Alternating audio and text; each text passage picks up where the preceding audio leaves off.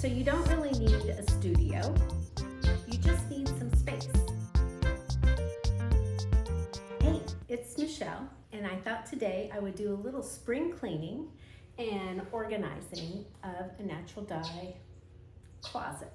A little background is that we have a natural dye studio up in Fishers, Indiana, and we have family who live down in Florida, so sometimes in the winter we get to come and stay for a few weeks and enjoy the lovely weather and the birds chirping in the background.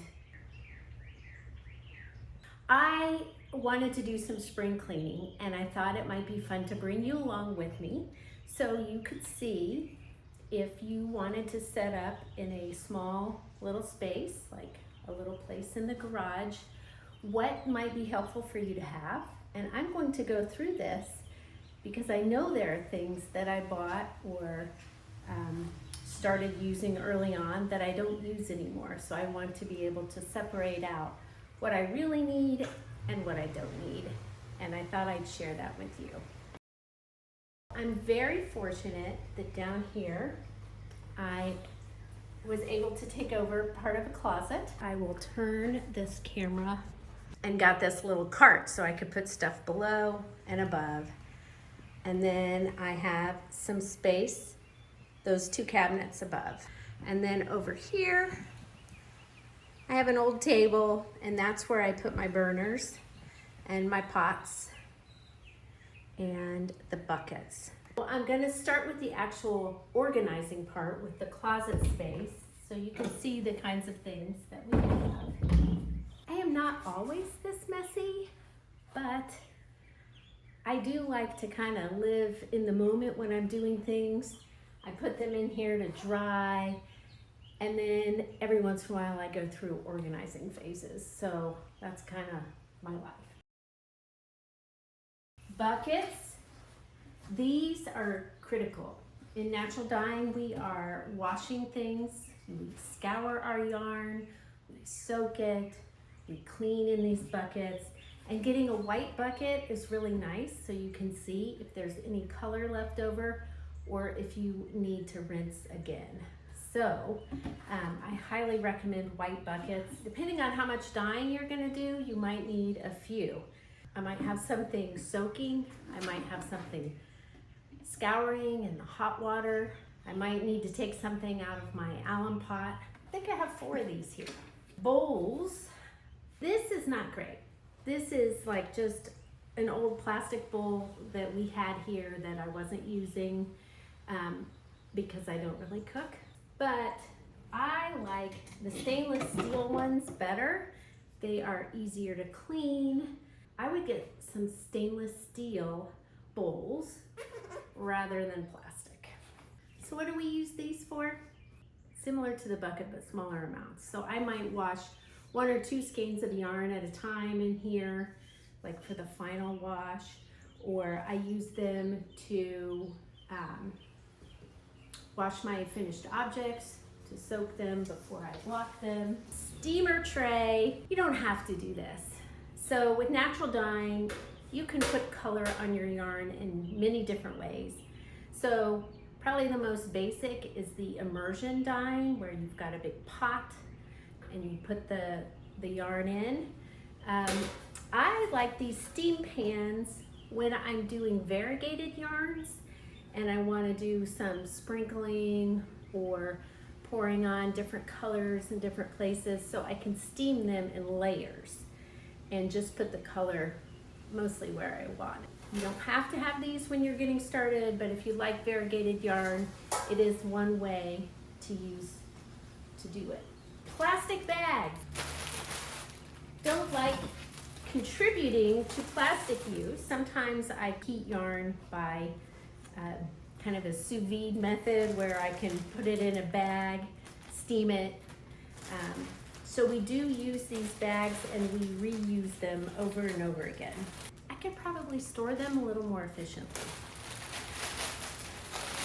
These are a lifesaver. So I use these little shower curtain rings to hold the yarn skeins so that when I'm putting them in the water, They are attached to something and it's easy to get them out again. You can reuse them. They get a little discolored, but they clean up pretty easily and you can use them over and over and over again. I love these. Better than the zip ties. I started with zip ties, but the little end that extends often would get tangled in the yarn.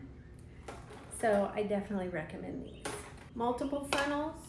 These are good to have because we're often mixing dye materials, cooking plants, and then we strain them and then we have to pour them into something else. And so using jars, which I'll get to in a moment, these are great. So I definitely would recommend having one or two of these guys. Yogurt lids. When I am sprinkling with dried flowers, I will often take the petals out and put them in a pile on something like this, and then I can sprinkle. So it's nice, you know, just whatever lids you have laying around that you can reuse, you could have one or two of those around. Dixie cups. The best thing for measuring dye ingredients are small cups that you can wash and reuse. So at home in our dye studio, we often do that with plastic cups that we've seen somewhere else, and we bring back and we wash them and use them, or little glass containers like old peanut butter jars and things like that. But I happen to have these in the house here, and they were the perfect size to just measure out some dye ingredients. After I've heated the extract in the water and it's dye, I pour it in here and then I can squeeze it and drizzle it on my yarn. So I use them for variegating yarn as well. But again, for sustainability, I would just reuse something plastic or glass that you can use over and over again. But I happen to have them under the bathroom sink, so I'll use those until they're done. Mason jars are really essential. I have different sizes. I have the quart size and the little pint. This little guy I use to measure small amounts of ingredients, and then something like this, I might make a larger concentrated dye bath and then use it all week. You want the wide mouth jar, not the skinny jar. And I didn't realize that when we were first buying them. I hadn't even considered it, really. I didn't think about it. But I often cook samples, like small mini skeins, one at a time, or embroidery floss in here. If I'm testing new colors, for example, I'll put 5 or 6 of these jars into one pot, and I can cook the different colors all at the same time. But you want to be able to get things in and out of them easier than this. You can use other jars, like save your spaghetti jars or something like that. The one thing that the ball jars have that's really nice is a general measurement. If you're trying to be precise when you're measuring your natural dyes, you're going to want to measure by weight rather than volume. But sometimes you just want to get close enough, and you can pour 400 milliliters pretty easily in here. Plastic spoons. I really like using stainless steel spoons the best, and those I get from the Goodwill. But I also reuse plastic spoons, so sometimes when you get carry-out food or something like that and they throw them in the bag, just save them, and I reuse these all the time. Pitcher. This is nice for carrying water back and forth, reusing from a prior hospital visit. This is a dehydrator. I thought initially that when I picked flowers, I would need to dry them all. And it's pretty muggy here in Florida, but you know what? You could dry them on an old screen in your house somewhere. I rarely use this. I would not spend the money on it, actually. Pots, yes. So I have a few small ones like this.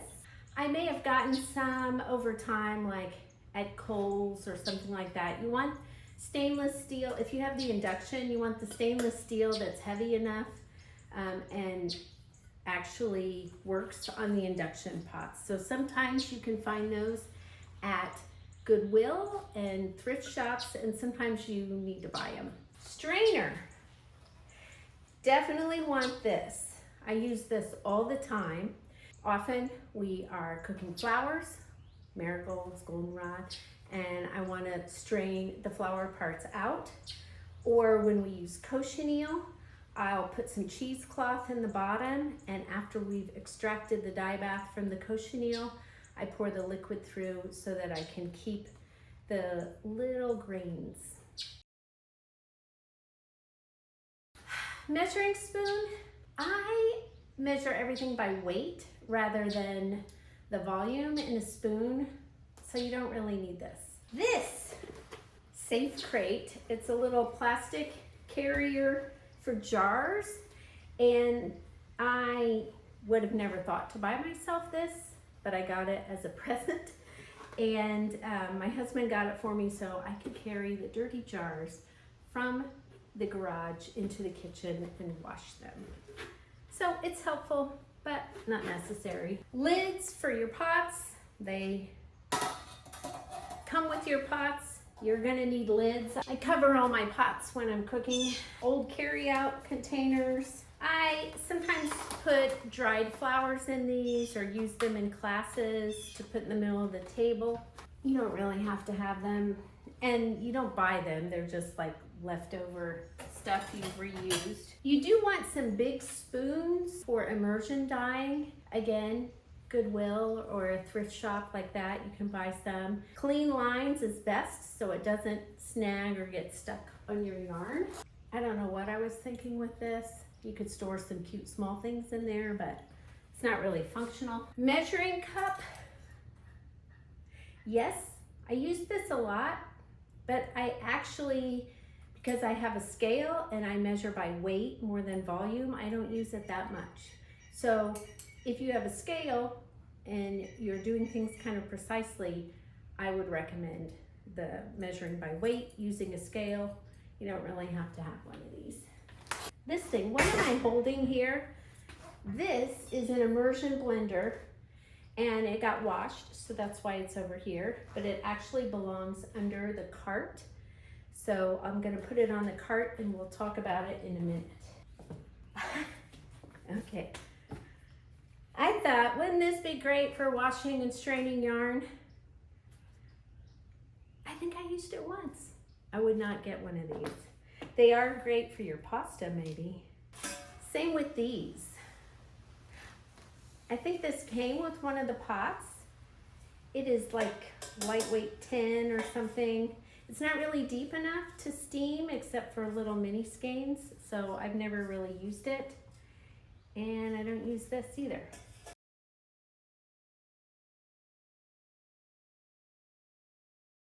Now, let's go over to my die cart because that is a mess. What do we have over here? We have little packs. Someone gave me this to collect flowers and specimens when you're out on your hikes. Fun to use, not necessary. This is a Ninja laundry alternative. It is a spinner. I use it all the time.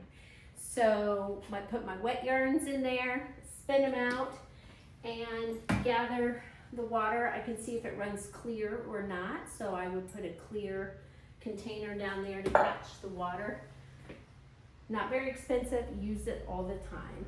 This electric kettle is great so that you can have fresh water to mix and you can just heat it up as you need it. This is the bottom part to this immersion blender. Be able to find one at a thrift store. I think I went through a phase where I thought I would use them to make smoothies and never did. So having one of these is helpful if you're going to use extracts. If you're just going to use plain flowers or bark or things like that, you may not need it, but I find it very helpful. I have some towels that I use to wipe my hands off.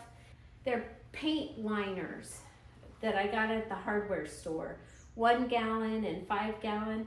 I use them when I pre-mordant fiber. I don't really use them for yarn, so you don't really need them unless you're going to do fiber. You might want them. Magic eraser, yes, you definitely want these, and don't get the knockoff brand. I put them in half, like tear them in half so I can reuse them, and I use this to clean out the jars and the pots between using to make sure that I get all the dye material off. I don't wear a big mask when I'm dyeing. I don't do a lot of very fine particle things. But when I do measure out my copper sulfate, I do wear a mask until it gets in solution. So, and I just use these because they have a couple of layers and the particles are pretty big. Why do I have 3 saran wraps? I am not sure, but I used to use these for variegated yarn. So you could lay out your plastic, put your yarn on it, apply your dye material, and then wrap it up and steam it. But now I have a big steam pan that I use when I do variegated yarn. So I do use these occasionally. I use them all the time when we're teaching, but I also use them if I'm just doing a skein or like I'm testing something new. Ziploc baggies. Again, we try to reuse. So I have a whole bunch in here that I haven't even touched. Woohoo, a syringe. Okay, this is a very small syringe. I do use syringes sometimes for hand painting to make a little line across my yarn. This one is really tiny though. So I think I got this early on and obviously did not use this. These kind of gloves that you can reuse, I use these a lot for washing dishes, and I use them for getting yarn in and out of pots when it's not too hot. Okay, we have 2 scales, 3 scales.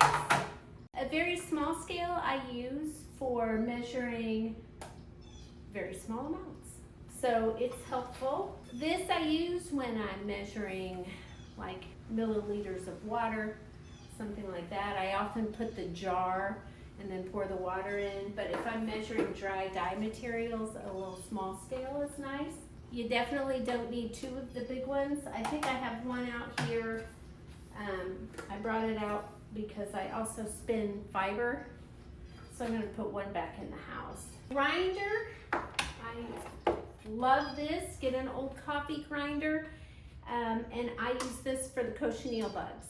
pH tester, I definitely would get one if you're really serious about doing experiments and you want to see, for example, what color of red do you get with cochineal when your pH is 4 versus 6. So that's good if you're going to do experiments like that. But if you're just playing around with whatever color you get, then you don't really need it. Second shelf, old logwood. I should put that with dye materials. Mortar and pestle. Okay.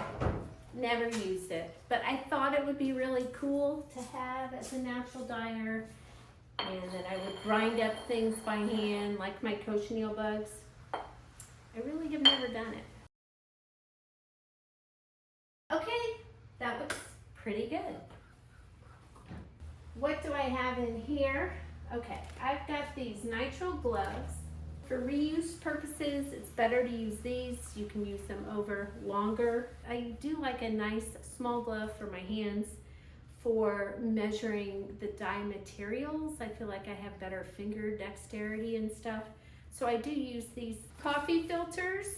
If you don't have cheesecloth, you can use coffee filters to filter your cochineal. So that comes in handy. I do have pieces of cut up cheesecloth in here. So these are like my filtering things. These are awesome. These are little Tyvek bands, and so I use these when I'm doing an experiment. Let's start that over. When I'm doing an experiment, I've got my Sharpie pen, and I always use black because the other colors sometimes run. Same with the Tyvek, I always use white because the colored Tyvek can come out into your water as you're heating your yarn. But I use these little strips. I write in Sharpie what it is I've done to it, and then I stick it on. And so it's great to have. I also have some regular pens and masking tape, and I use the masking tape when I'm doing color experiments. I'll put the tape on the jar and then I'll write what it is. The last thing I wanted to show you is my little cooking setup, integrated nicely between recycled lawn chairs. I have some pots like this, maybe 3 pots, big pots like that for the immersion dyeing. I went to a larger pot like this for pre-mordanting, so I could do 8 to 10 skeins at a time. But if you're just doing natural dyeing at home, you might have 1 pot for your aluming and then another pot for colors. And that would be easier for you washing and not having a lot of extra stuff. Then I have the induction burners. So I have one that I kind of keep aside for aluming. I have one for immersion dyeing.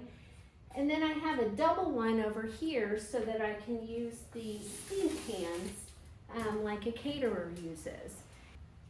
Tongs or the big spoon. I guess that clean spoon I put in the closet, I'm going to put down there. And these to lift very hot pots. Yeah, I think that's it. So, oh no, one last thing. A drying rack. Okay, I happen to have one of these portable racks, and you can see I can use the thing to clip it on, and so then it can just hang in the breeze and dry so nicely. And then when I'm done, I can fold it up and put it behind the trash cans. I hope this has been helpful. It sure was helpful for me to be able to organize my closet in a much happier way, so I wasn't doing it alone. But I hope this was helpful for you too. If you have any questions about setting up your natural dye space, put your comments below. Thanks. Bye.